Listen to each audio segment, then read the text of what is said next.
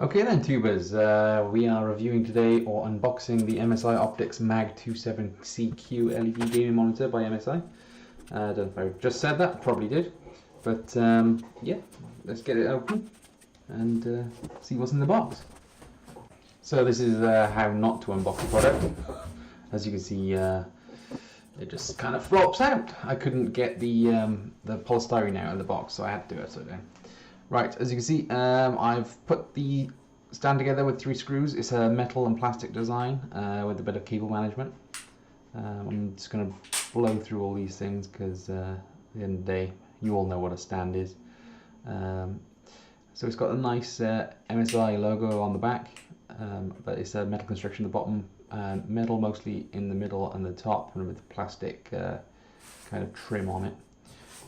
Okay, so at this point, basically the instructions say to lay the monitor down to put the backs on. It doesn't click on like a normal Dell monitor would, where you can do it just plonk it on top.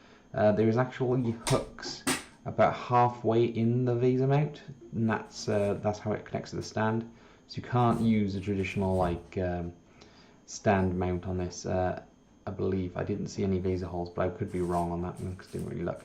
It comes with a DisplayPort cable. What I will say is HDMI setting up the monitor and obviously doing this video. This one with US power cable because scan lines almost. Basically, from master. Pixel density on this monitor is not as great as I thought it would be.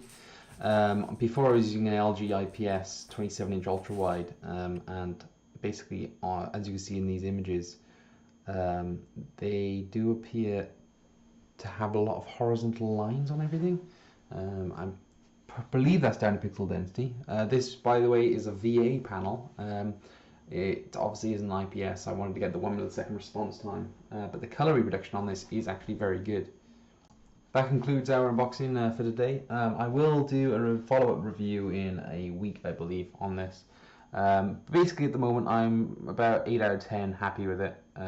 That's pretty good considering I had a TN panel from EON or AON or whatever they're called about 12 months ago that I tested out. It was 144Hz TN panel, and that was dire. So for me to actually walk away from this thinking the color reproduction is pretty good, and it's not at all phasing, we'll say, at this moment in time. It may just take me a while to get used to it, and basically, yeah, we'll see how it goes. Concludes the unboxing of this video at the moment, guys. So if you like this video, hit like. If you dislike, hit dislike, and obviously subscribe if you want to see the follow-up one. Cheers, guys.